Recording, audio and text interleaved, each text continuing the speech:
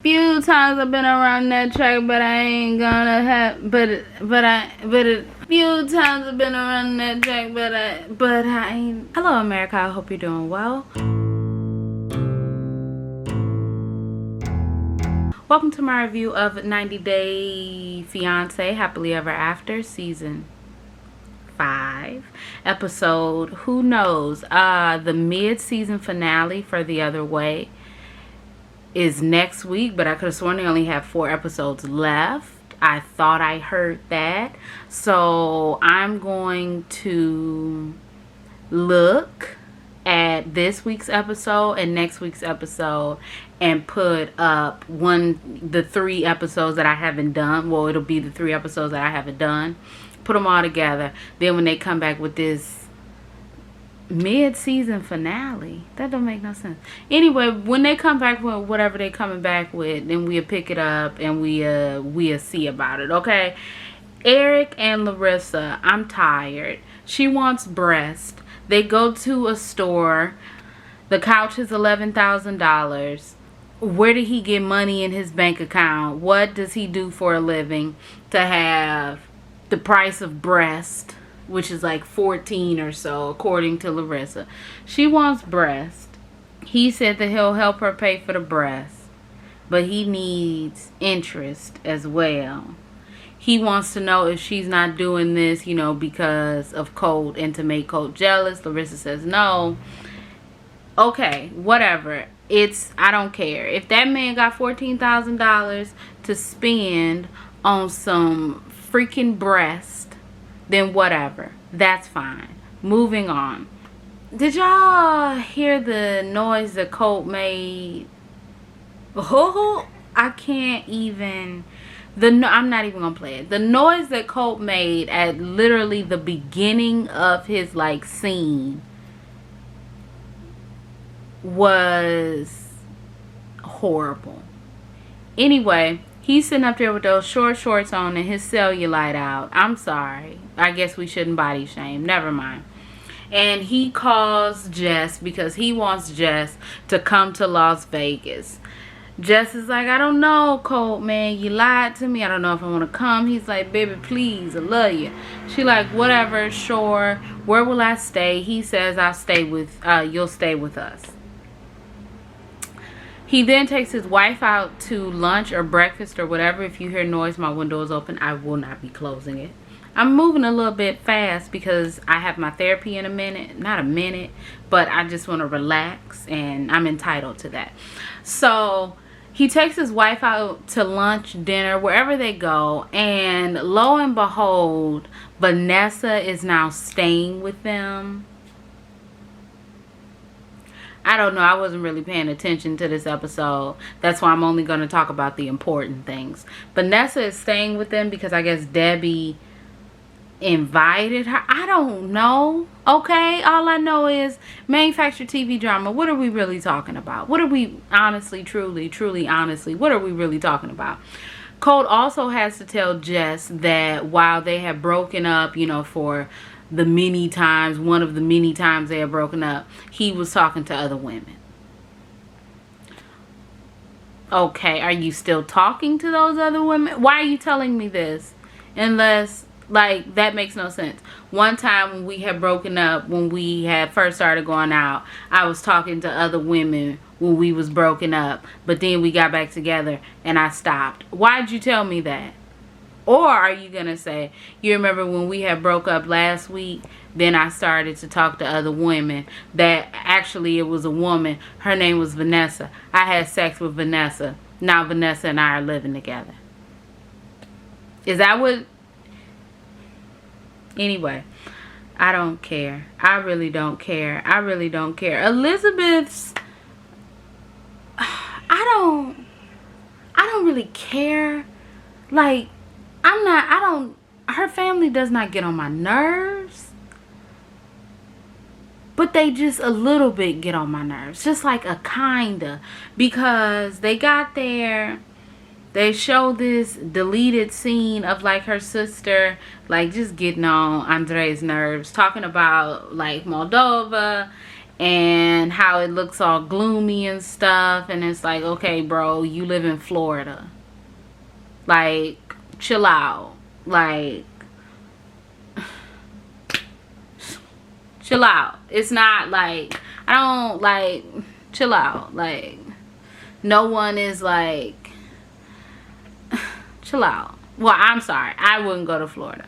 Okay, I wouldn't go to Florida. My auntie is like, come on down, you can visit. And I'm like, it's Florida though. It's Florida. So what really pissed me off is they go to the Airbnb. His family is there. Her family is there. They're all commingling. Andre made a promise to Elizabeth that he would be on his best behavior. He is on his best behavior. Elizabeth hopes that since Andre is on his best behavior, Chuck and Charlie won't tell her mother, sister, and stepfather what occurred that fateful night when they said, you want to come at me, bro? Hey, man, you want to come at me? That's really all that happened. Like, no, because, like, he was talking big shit, though. Andre was talking big shit. But the craziest thing is, Andre always talks big shit. So I'm very confused. Anyway, so they have them sing the Moldovan national anthem, and I'm like, that's a very American thing to do. No one goes up to someone and says, hey, can you sing your national anthem? Like, nobody does that. Anyway, so everything goes well. The next morning is just Elizabeth's family. Chuck and Charlie comes down and they tell the sister and the mother what happened, and they're like, oh my gosh, you know, this isn't, well, the mother says, this isn't the Andre that I know. Okay, well, okay, so I think, because I was making me some food, I literally think that they said, let's get some liquor in Andre so we can loosen him up to find out what he's keeping a secret about. But didn't he have liquor in him the last time he went crazy and went stupid and was like, man, fight me, bro? Like, wasn't he drunk? So TLC manufactured. I'm a little bit annoyed. So they go dress shopping, the ladies and also his sister-in-law. And they get the associate at the damn wedding shop to translate. So her sister is asking his sister-in-law, how do you feel about Andre? The sister-in-law is like, we had, you know, a few misunderstandings. I hadn't seen him in 2 years, but it obviously looks as though he hasn't changed a bit. Maybe even gotten worse. So I'm like, I know Elizabeth hears this. This is not a TV show when you go 2 feet over here and now people can't hear you. So Elizabeth comes out and she's like, can we not do this? This is ruining my moment. It's ruining, like, this is supposed to be a happy moment and you guys are ruining it.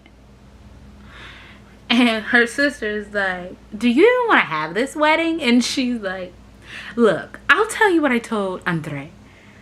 I could take it or leave it, but we promised his family, and so we're gonna do it, okay? And her sister's like, you think everything gonna be cool, like with the wedding and with Andre? And she's like, if not, I can just go home. What? Y'all are married.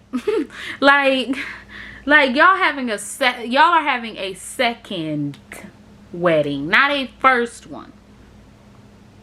So like, her going home, he just gonna come home and then they gonna live together and be married still. I don't really, anyway, that's it.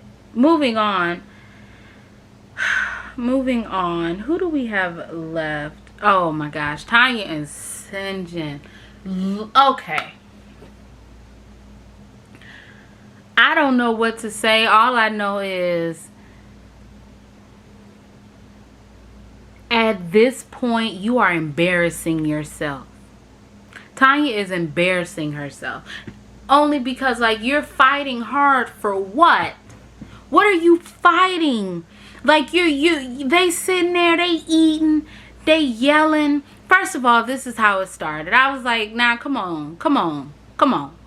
So, Sinjin says that he wants to get some land in South Africa. Tanya says, well, if I have children, I don't want to raise them in South Africa. It's the racism, it's the poverty. And yeah, America has those things. Okay, but she said something else. So she was like, I don't know, I just wouldn't feel like comfortable raising my children in South Africa. And you know, Sinjin was like, well, who said we was gonna have kids?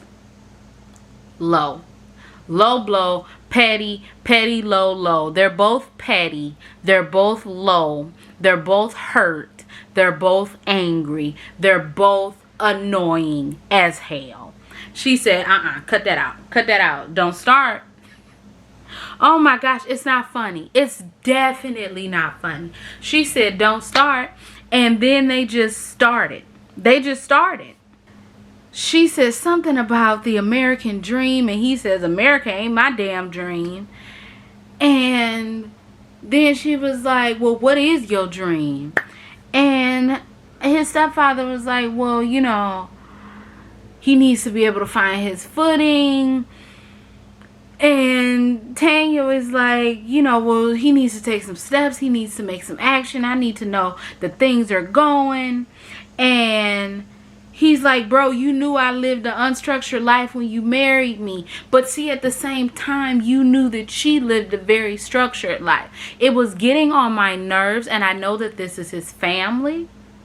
But it was getting on my nerves when his brother was like, you know, like, well, you know, she has to accept him as he is. My ear hurts. It was getting on my nerves when his brother was like, she has to accept him as he is, because in the same way, he has to accept her for who she is. So if she is this uptight, I need a plan person, and he is this loosey-goosey, let the universe take me where I need to go, then how is that going to work? That's not possible. If you're telling someone who believes in structure and believes in having their life in order and making plans, that you are going to let the universe take you where you need to go in life, that's going to make someone's head explode. Are you absolutely serious? And kinda, you know, I'm in a process of like becoming half of a new woman. Probably now I'm just like, you know, 3/4 of a half of a new woman. But like, I don't really know math. My therapist has said that, so I hope that I'm correct when I say that. Or 3/4 of a 3/4 of a new woman. How is that? Am I getting lower? Y'all, please don't make fun of me. Anyway, I can understand where Tanya is coming from, because I, you know, I am a very plan, anxiety type person. But also I can tell where Sinjin is coming from, because like, how much can you plan when the universe is gonna do its own thing? And like, bro, like, you just gotta go with the flow. Like, your plans have to go with the flow. But like, it was just getting to be too much. Tanya was crying. Then she's like, I just need you to take steps. You haven't taken steps. She doesn't feel appreciated. She says that he needs to have direction. He says that pushing him won't help. And, you know, he's waiting for the universe. And I was like, bro, you can't say that to her. You cannot say that to her. And then his stepfather is like, well, you know, your wife has said a lot. And Sinjin is like, yeah, she always does. And so she gets up and she leaves. And then he's like, sorry for that, blah, blah, blah, blah, blah. And, you know, he's like making light of it. And, yeah, you know, it could be seen as, get a load of her. I don't know how else to say it, but like, it could be seen as like, bro, like, look at her. She's like, you know, it was just like Tanya lost control of her emotions. And, you know, both of them, are crazy. Not crazy, but both of them need therapy, individual and coupleized. Okay, yeah, she comes out and she's like, I would never talk about my family. I would never talk to my family about you in this manner or with my family like this. You'd have a fit. So she goes in the room. He comes in the room. She's like, she says, I'm tired of being a bad guy, Chun-Li. And she says it's time to level up. And then when you level up, then you need to level up. And he says this is a Mario. Like, come on. Like, he says he's a free spirit. And she says, of course, I'm a free spirit. How did I find you if I wasn't a free spirit? Then he's like, whatever. He leaves. And now he's like, how can I envision this life with this person? Tragic. Okay, not really tragic, but like they have a lot of work to go through. And if not, oh Lord Jesus, it's a far. Anyway, this whole Kalani, family, what the hell? Okay, so let me ask you a question. How do you think a conversation is going to go when you say, I just want to know why you feel entitled to my money? That's fine. Or why you feel entitled to our money. When at the end of the day, what I say will go. And I was like, huh? Wait, huh? What? At the end of the day, what you say will go. I don't know what that means. Because I do know what that means. But do you mean it in the way that you said it? Where you do make the final decisions. And it kind of would be a thing of, I do tell him what to do. And he does it. It didn't come off correctly. So how do you feel like that would carry if you say that? Okay?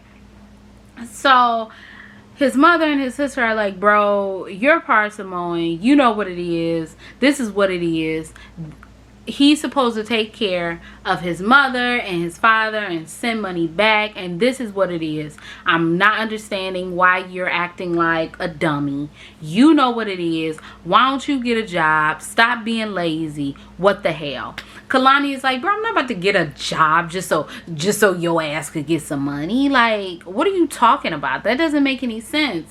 Like, if he gives money, then what money will he have? And they're like, bro, you live with your parents. What are you talking about? You ain't got no damn rent or nothing to pay. Chill out. So his sister says, you know, you went over to Samoa and you really just like got pregnant and like married him, and ain't nobody tell your ass to do that. And you know, this is our culture, so I don't really know. I don't really care, you know. Then his mother says, I don't care about the kids, okay? I just want my money. I'll take my child back to Samoa. And I said, what child? The grown-up child? Maybe. So she's the sister Tammy is like, you brainwashed Asuelu. You controlling him, you know, like y'all should just get divorced. And he should just leave you and go back to Samoa. And then she's like, all I did was love your brother, Kalani. All I did was love your brother. Like, why is that so much? Like, why is that like a bad thing? And so she's like, I don't really care how y'all feel about me. And so Kalani walks away, and then but before she walks away, Tammy lets it be known, that's why I don't like you. And she's like, I don't give a damn if you like me. So Kalani walks away. Tammy is like, I'm gonna beat you up. But like, girl, she was literally right there. Is your mama that strong? Because clearly all you could have done was bow. But I didn't know that Tammy was as short as they said she was. I don't know. I probably wasn't. I don't know. They really didn't show them. Like, I need them scaled to size. Anyway, So Kalani comes home and she's like, this is fucking crazy. But then in another breath, it kind of was weird because when she was telling Asuela what was happening, she said, you don't need to have a relationship with them because they assholes. And I was like, you can't really make that decision for nobody. You can't tell them what they can and can't do with their life. So it's kind of weird that you saying this. And I'm not saying she controlling.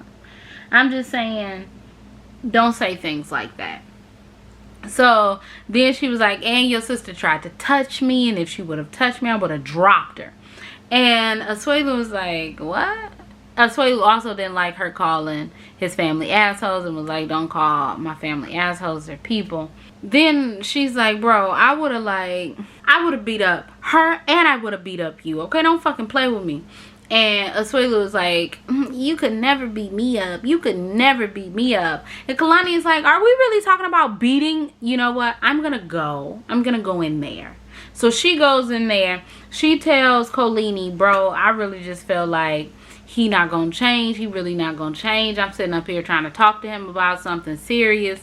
He's talking about Fight Club. And I don't know. I just really feel like our marriage, you know, isn't going to work. And then they start crying. And that's the end of the episode. Said I was going to do this quickly. It's not as quickly as I would have liked. But I'm going to get off of here. If you all like this review, you can like, comment, and subscribe. You can follow me on Instagram, Twitter, or visit my website. My name is Brielle. I make beats. I sing songs. If you like what you see, come on along. Bye.